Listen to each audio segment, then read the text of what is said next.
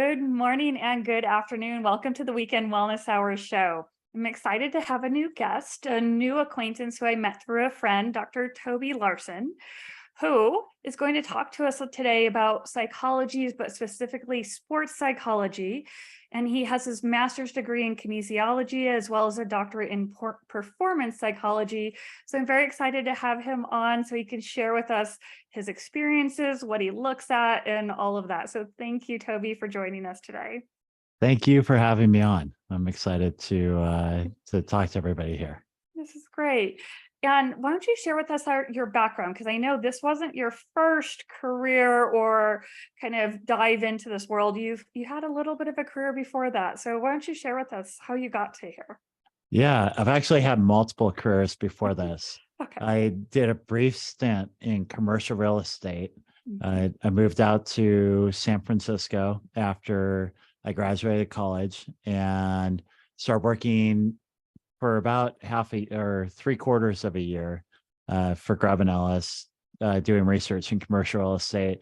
That was the beginning of the dot-com boom. That was back in 1997. And so then I got myself into software as quickly as I could because that really was where growth was and where you could kind of start getting ahead as somebody in your 20s, and worked in tech for about, I think it was about 6 or 7 years. And basically when 2002 hit, the market was still in pretty heavy recession.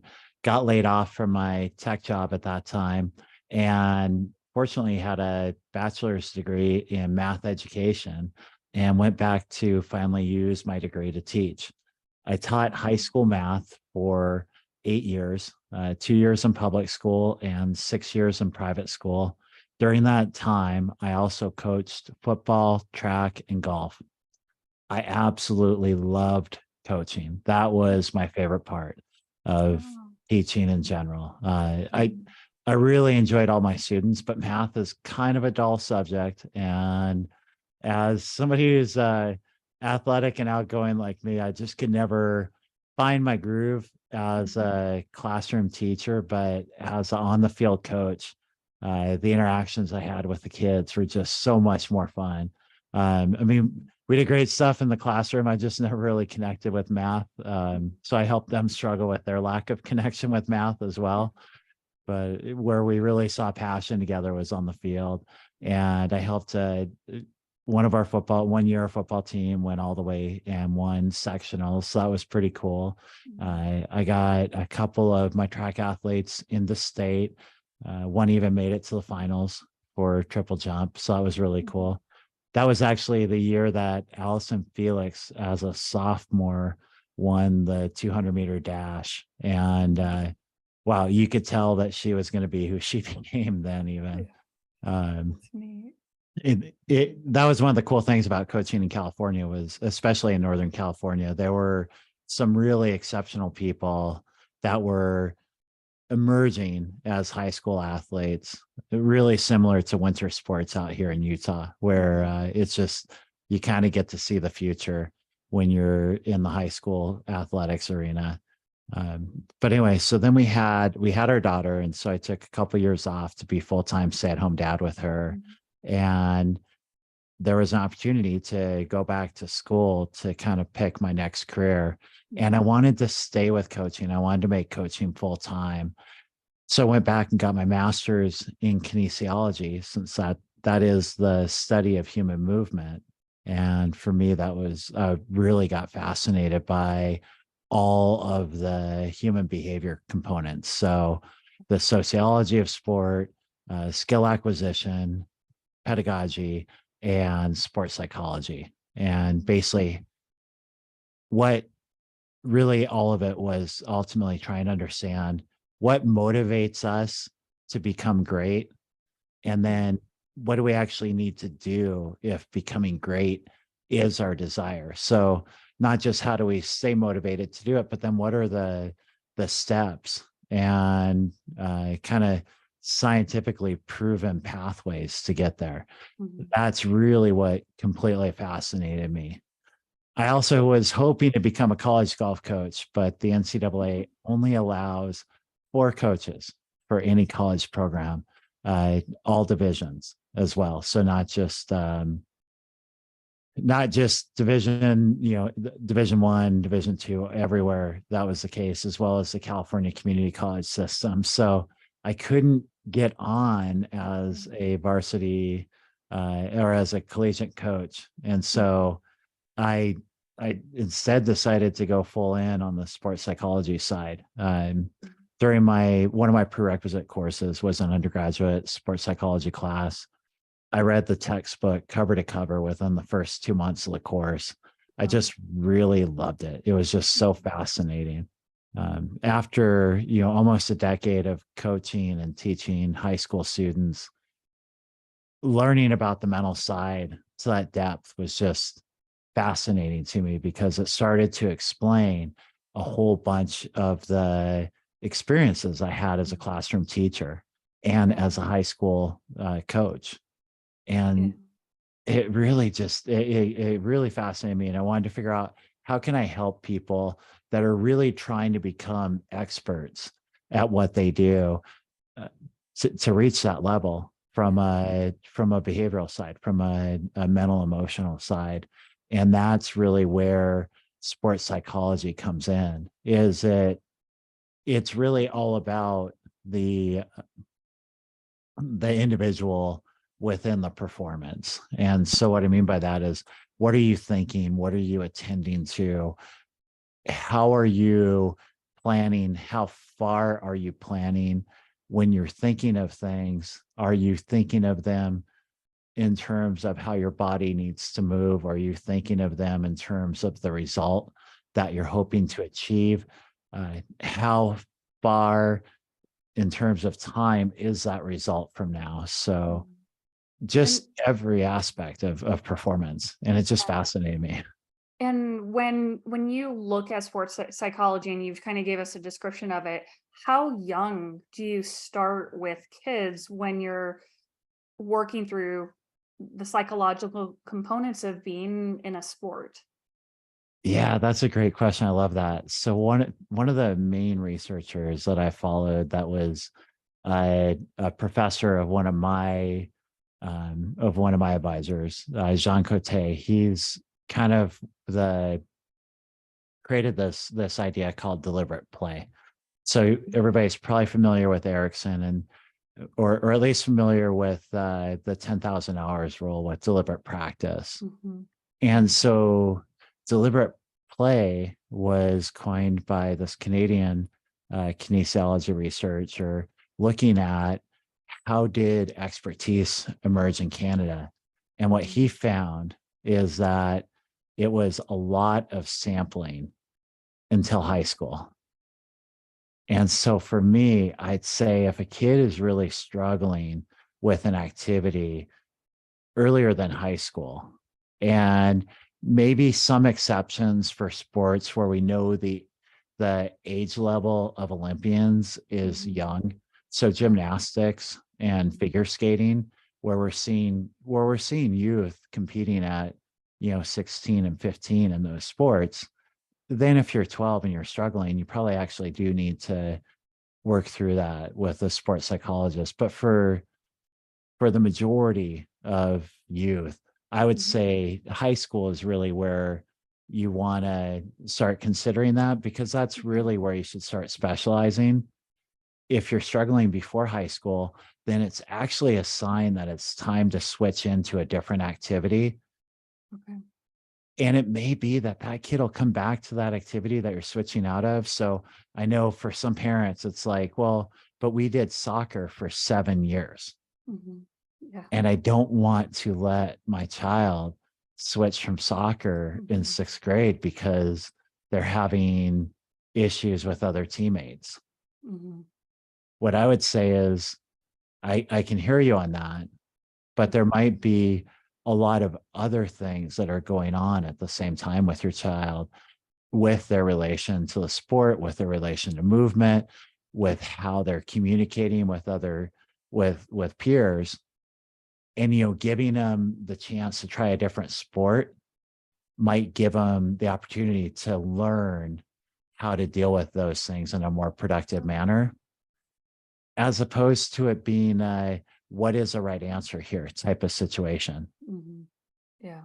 And so Jean Coté, who came up with deliberate play, would say, well, of course, that's the kids, your child is showing you that they're losing interest in that form of movement, but they're still interested in movement. So nurture the desire to be active, the desire to be playing, and don't worry about the how or the what. Right.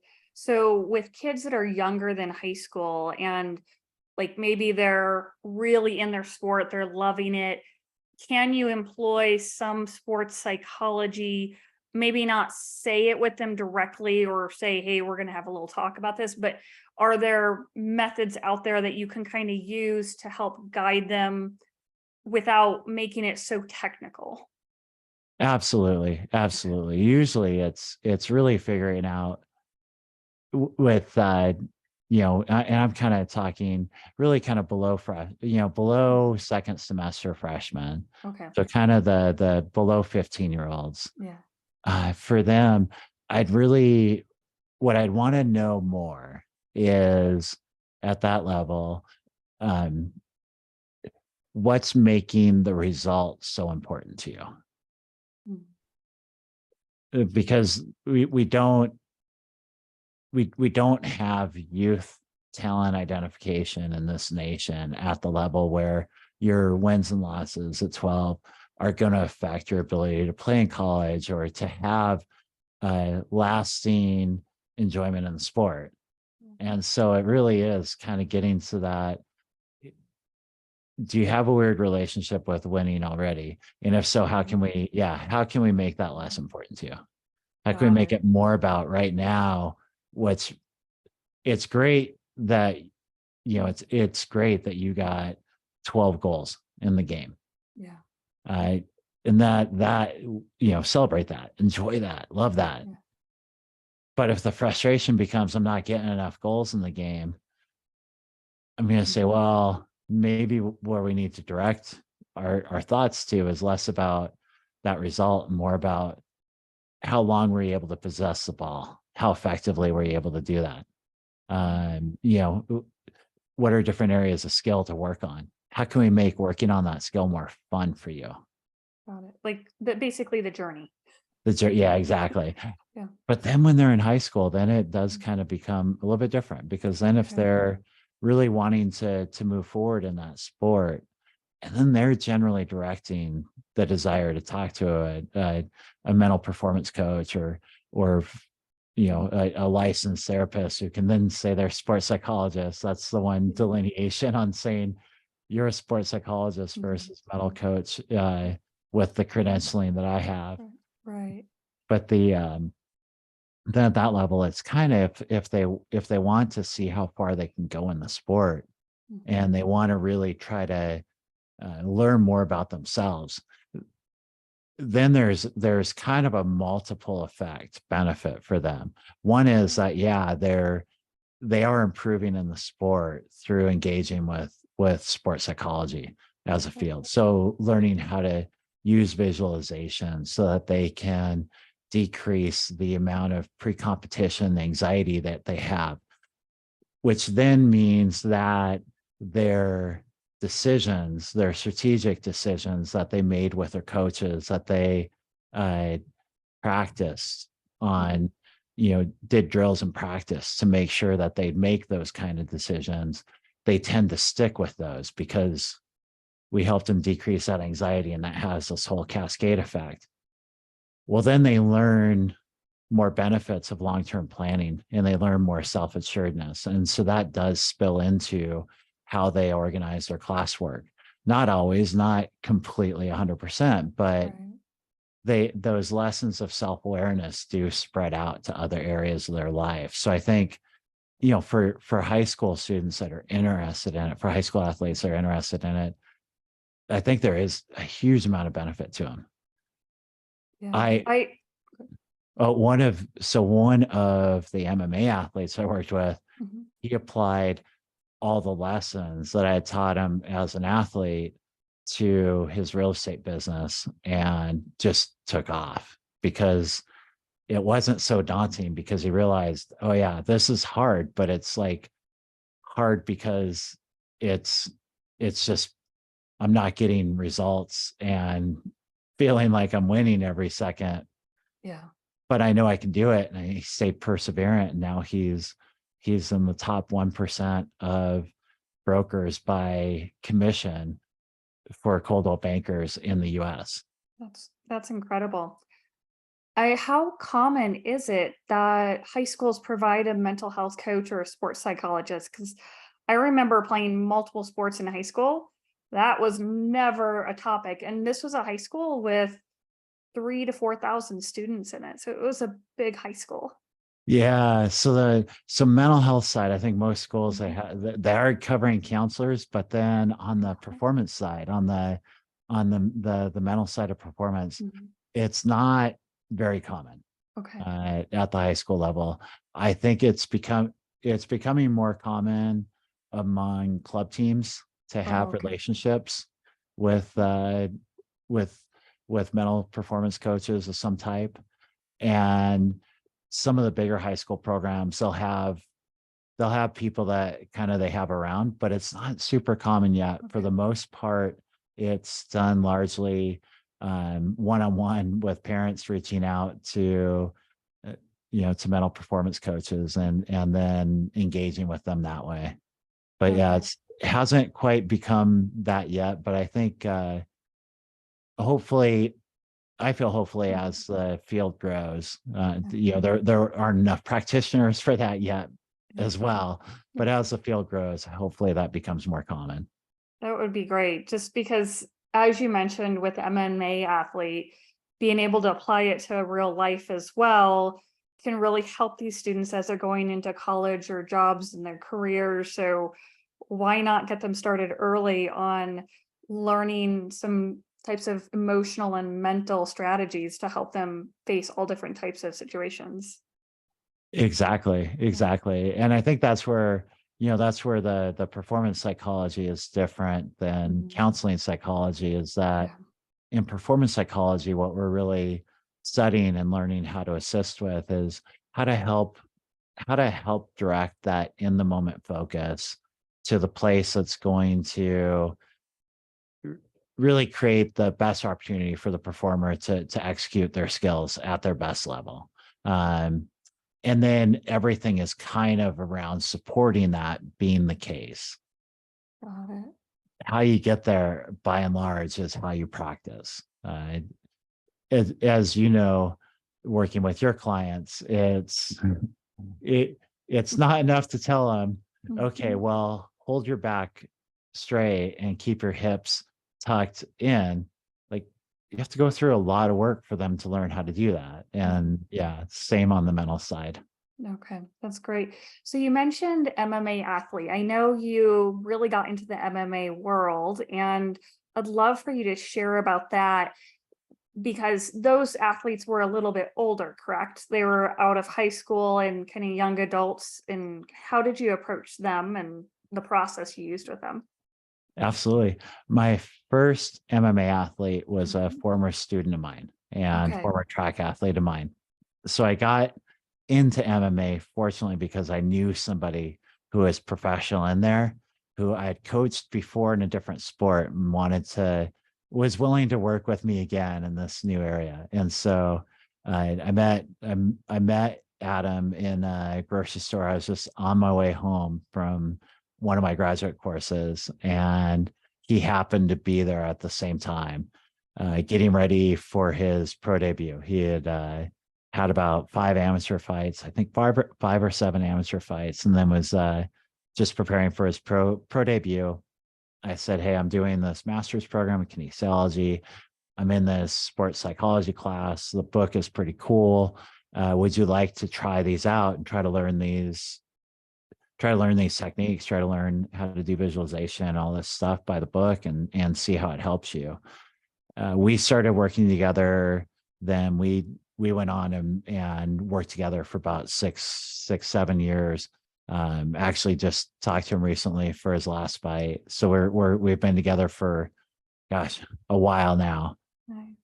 Nice. He also, so he trained out of Half Moon Bay, but he also cross trained down at American Kickboxing Academy in San Jose. Okay. And so he and his coach started inviting me to come down there with them. And that really opened the door. So I started with Adam, just already knowing him, having been a coach, and basically going through every single thing that we could in the undergrad textbook. And then because we were doing good work, that opened up the next door into AK. And there I pretty much, so my first day, I tried to be a salesman and got shut down pretty quickly by Luke Rockhold, who then went on to become world champion. And so it was, I can say I got mentored by Luke Rockhold that way.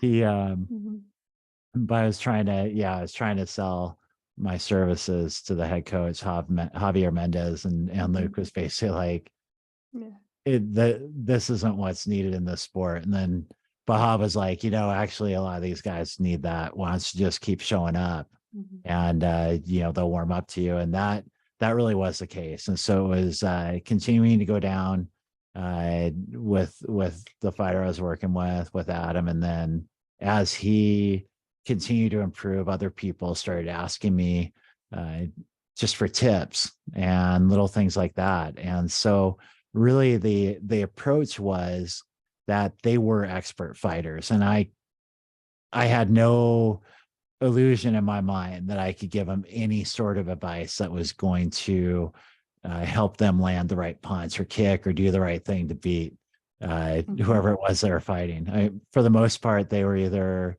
brown belts or black belts. I would say on that team when I was actively down there, so that was about 2013 through 2018. The half the people in there were NCAA full scholarship wrestlers, and so it was a pretty elite group. Okay. And I took that approach of they're the experts in what they do. I'm the expert in mental skills and how to best organize the mind. And so really it was explain to me how you're doing this, what your intentions are here. How did you prepare or plan for this? What were your thoughts initially? What were your thoughts during? What were your thoughts after? And really getting them to explain to me what they were trying to do and how they were trying to do it. A lot of times it turned out there was no intention. And so right there was a quick talk about low-hanging fruit.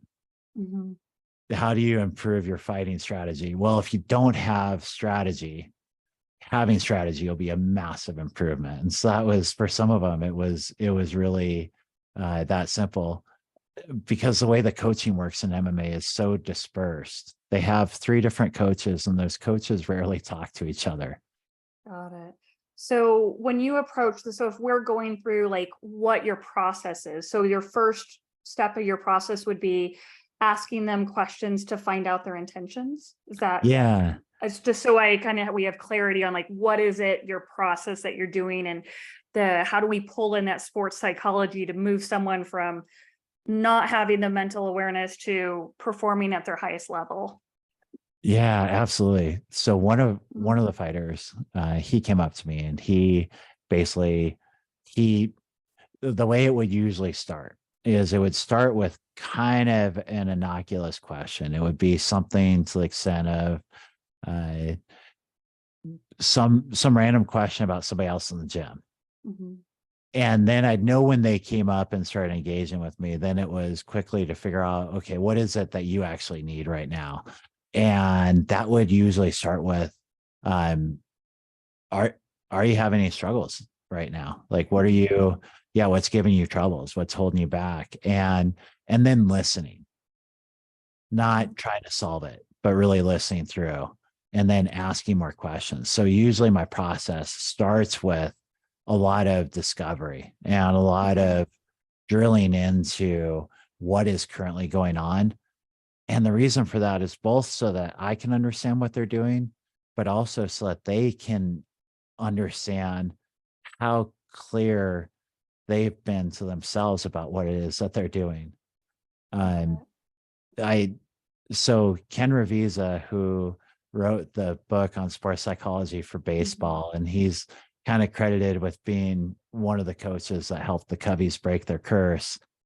He I got to spend a bit of time with him at one of the conferences, and he told me, he said, listen, Toby, if you're creating self-awareness for your athletes, what you're doing there is of so much value.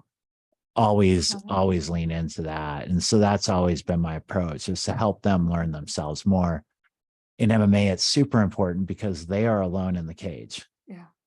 And so there is the corners can scream and shout, but they aren't always able to process that, because sometimes it's too loud, or sometimes it's just the level of intensity of the bout gets too great for them to be able to divide their attention that way. So really it's first getting them to understand. And then once we kind of find out where there's gaps, then it's trying to fill those gaps. So usually it starts out with teaching them a visualization skill.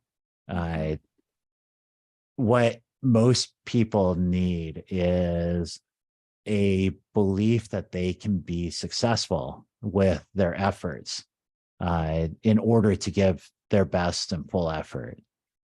One of the sources of that belief can actually come through visualization of seeing yourself being able to effectively use your skills or use your abilities to get the result that you're hoping for. If you can imagine yourself being able to be successful, then when you're actually in the competition itself, in the heat of things, that ability to see yourself having done it means that in that moment you have a place to develop self-belief from, that then can pull you through as the momentum's kind of ebbing and flowing, going your way and then going your opponent's way. And so that's one of the key skills I teach them. And so we'll start with that, really focusing on I'll focus on helping them with fighting. It starts with helping them really understand their range better, by getting them. I'll do simple things where I'll have them go into their bathroom or their closet, a small room in their house or their apartment, and picture how far the walls are. Turn off the light, close their eyes, extend their arms to where they think it should be, open them up, and then look and see how far they are and get to the point where they're good. I'll have them then stand in front of the mirror, close their eyes, jump up and land in their fight stance, and then see how close they are to their stance. And so that really starts to create this deeper knowledge, this visualization that then connects to a kinesthetic feel. And this is with most of the athletes, because I find that most of them weren't taught visualization very well, which makes sense because as high school athletes, they didn't have anybody with a doctorate in sports psychology teaching them how to do visualization. And so at best, they're getting the Positive Sporting Alliance version of it, which is good, but it's very introductory and not robust enough for somebody to really take it and run with it as a performance enhancing skill. Got it. So once they get to this point of visualization and they're able to do that, what's the next step that you're kind of looking at for them? Yeah. So usually as we're going through the visualization, once we get to the point where they're able to we build out a full script that they're able to use for their actual fights. So we'll picture the warm up, the walkout, the face off, going back to the corner, how they start the bout, how they're going to move their opponent back, the way that they're going to start their thoughts in that fight. Usually when we go through that, we find a lot of other areas where they can also benefit. So it's kind of by doing the visualization work, there's actually a lot of self-awareness that they're developing because of all the questions and insight that learning that skill puts them through naturally. And so then it kind of becomes the next bigger thing that I work with them on, which is really helping them become better at practicing. And by becoming better at practicing, I mean becoming better at improving their skills every time they put in the physical risk and physical effort of practice. And I find that's usually the next area of big growth for them. And that, that starts to incorporate some goal setting. Most people know how to set goals. Mm-hmm.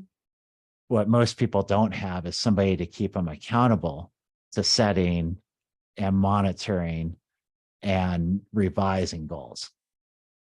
And so for a lot of the athletes, then it becomes a bit of supporting that through the entire time that we're working together. Okay.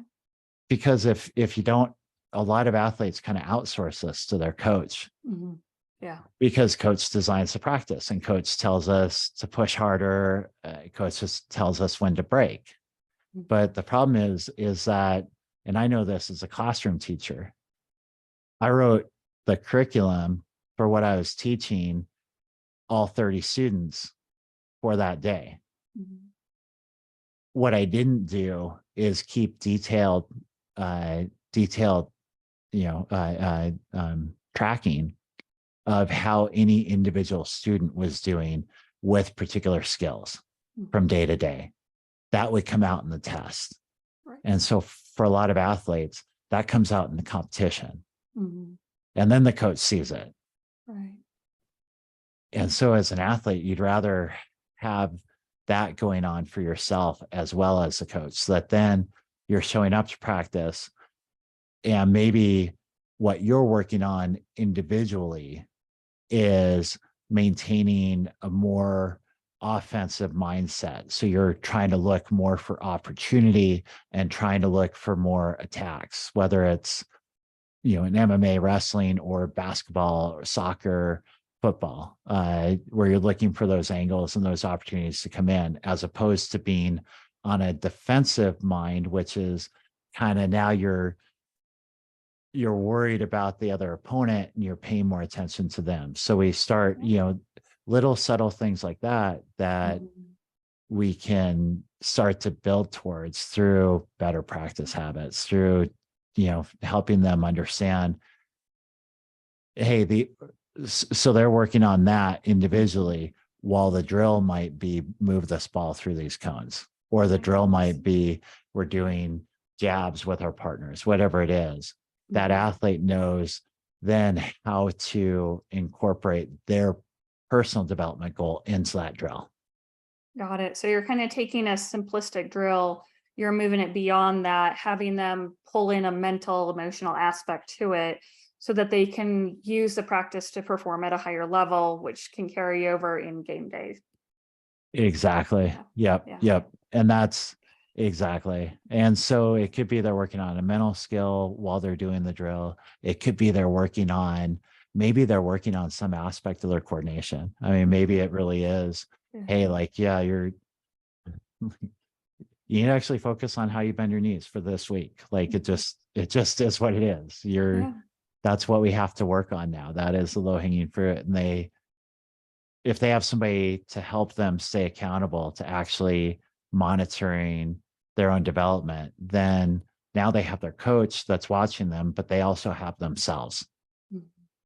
And because they have an outside person keeping them accountable to keeping themselves accountable, it allows their growth to go, to have a higher growth curve. Yeah, that's great. So are there more aspects of sports psychology that you work with at this point, or is it just kind of refining what you've talked about so far? Yeah. So the other stuff that I work on in sports psychology is basically taking a lot of what exists in other areas of psychology and applying it to a performance situation. Right. So be it sport, music, any other type of situation where there's a present moment requirement of action. Really is kind of, so performance can really, it's a broad area if you really consider it. And so with that, there's the whole field of mindfulness that I also use and employ. And so there's specific mindfulness based performance interventions Okay. that those are really good when the more cognitive behavioral based, or kind of, I guess, the older school psychology methods Mhm. aren't as beneficial for that particular client. So really it's finding the right match for the client as well. Some So Mhm. I have some fighters that they wanted to do everything in more the mindfulness way. They didn't really want to work with visualization. They didn't want to really work with self-talk. What they wanted to work on was more non-attachment, and they wanted to work on more mindful present moment awareness, because they have been a black belt for a decade, and have been a NCAA champion wrestler. For Mhm. them, it was really, they just needed to not um, they needed to not empty their tank too quickly. Mhm. So they needed to just be able to stay more calm through the entire fight. And that meant just being more present and Mhm. less, so that their story of what was going on wasn't a loud chatter in their head. And that was how I helped them out. And Okay. so, yeah, so there's a variety of different ways. Self-talk, that inner voice, the fear of failure, actually all types of imposter syndrome. We work with those within performance psychology, because a lot of them are based upon the just either a fault with what the demands that they see are being posed to them, Mhm. or what are the resources that they feel they actually possess. A lot of imposter syndrome stems from, I don't know if I have the abilities to meet these demands. Yeah. And so I get worried about it. Well, that's not always a therapeutic or a counseling or clinical issue. A lot of times that's just perspectives. And so with athletes, that's performance stress. And a lot of times performance stress comes from either how they evaluate the opponent, or how they evaluate the consequences of a loss. And so then it's creating realism around that Yeah. usually helps them then, you know, see the stress for what it is, which is more, um, how did John Wooden put it? It's not about getting rid of the butterflies, it's getting them to fly in formation. That's great. That's a Yeah. nice way of putting it. That's great. So, fear of failure, is that kind of one of the biggest ways that impede people from living up to all their skills and talent? I think at some extent people engage in avoidance. So they try to prevent themselves from being seen as incompetent, or as being seen as somebody who didn't prepare well, or somebody who didn't take it seriously enough. But yeah, so that thought of failure being something terminal Mhm. tends to be a Okay. common issue among elite performers. One Mhm. thing that you'll hear a lot in the super elite athlete level is, I hate losing more than I love winning. Oh, wow. And so Wow. That's, it, I can imagine that would be a hard one to break and to shift them out of that. Does that take a while? it takes a bit, because usually what we don't want is, we don't want you to be doing something because you hate something else. Yeah.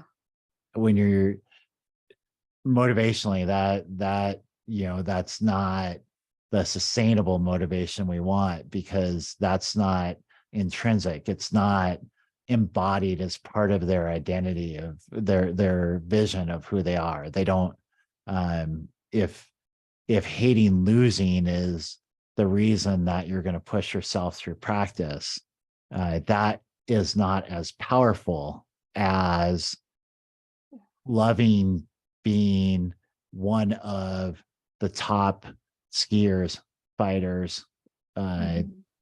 batters, whatever it is. in the world, because then I'm doing this work because this level commands that work of me, versus I'm doing this work because if I don't do it, then the consequences are going to be dire to me. When you're worried about the consequences, you're being controlled by forces outside of you. When you're doing it because it really is identity, then it is fully intrinsic at that point. And so it's really helping people start to identify, and so it's case by case, but sometimes it's helping them pull back into that identity of who they are as an athlete and realize that it's not about the wins and losses. It's about the love of sport and their desire to continue their path of mastery. Yeah, that makes sense. And I can see why it's important to start this, when they're a teenager. So you can apply this to other aspects of life too. Often you hear many adults just go to work because they're doing it just because they don't actually like their work and they just want to get through the day. So I can see how learning some of these mental skills that you're talking about as a teenager or a young adult, that can help you in your career path and even just life choices. Absolutely. It's never a bad thing to get more self-awareness in my book. Yeah. That Because ultimately, everywhere you go, you are the one responsible for you. And whether that's in the classroom, on the field, or anywhere else in life, having a bit more skill and being a bit more knowledgeable, a bit more aware, usually has just great benefits. Yeah, that makes sense. Well, is there any other aspects that you'd like to talk about related to performance psychology, sports psychology that we didn't cover? I can't think of any off the top of my head.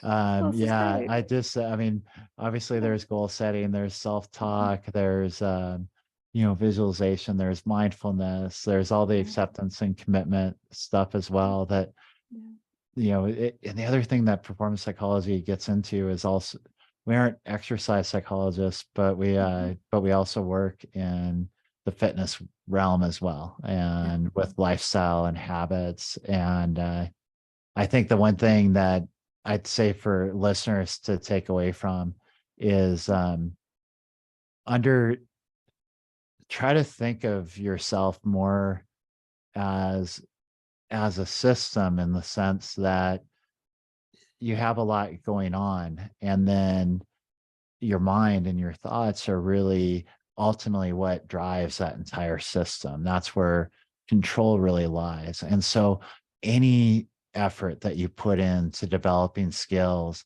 on how you can use your mind to drive physical actions are going to be beneficial to you. And so at least take the time to learn some visualization skills or some form of embodiment, just because the growth that you're going to see is really going to benefit you and improve your life.